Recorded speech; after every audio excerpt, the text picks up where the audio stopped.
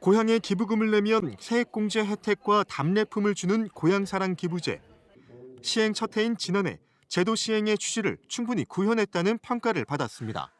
전국적으로 650억 원 넘게 모금하면서 열악한 지자체 곳간에 적자는 보탬이 된 겁니다.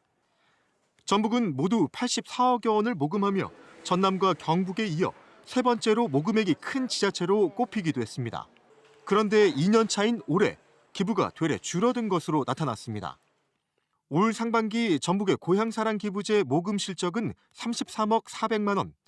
지난해 같은 기간 모금액보다 7.4% 낮습니다. 전국적으로도 33억 3천만 원이 줄어 14.3%가 감소했습니다. 정부가 운영하는 일괄 모금 창구가 실적 부진의 한 이유로 꼽힙니다. 행안부가 고향사랑 이음만 고집해온 것과 달리 일본은 일찌감치 민간의 창구를 개방했습니다.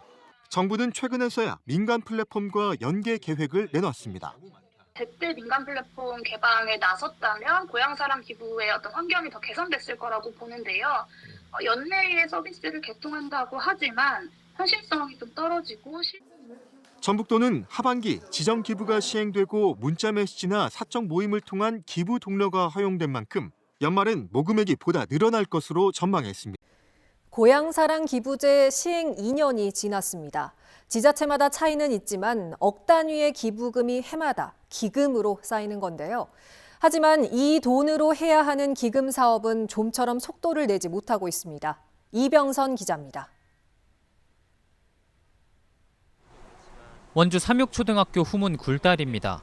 건너편에서 진입하는 차량을 확인하기 어려워 사고 위험이 높은 구간입니다.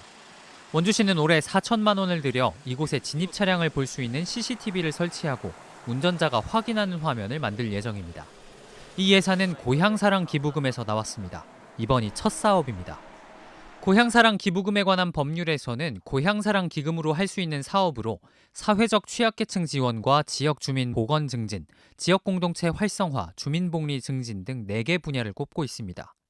원주시가 삼육초 교통안전 시스템과 치악산 둘레길 편의시설 설치 등 2개 사업을 확정했고, 횡성구는 신청을 받아 선정된 지역 청소년단체 문화예술 활동 지원을 올해도 이어갈 예정입니다. 하지만 일부 지자체는 시행 3년 차인 올해 들어서도 아직 제대로 된 기금 사업을 내놓지 못했습니다.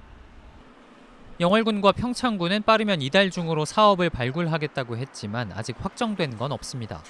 특히 영월군은 지난해 사업 목적과 어긋나는 답례품 포장재 비용 지원을 기금 사업으로 했다가 행정사무감사에서 지적받기도 해 개선이 필요한 상황입니다.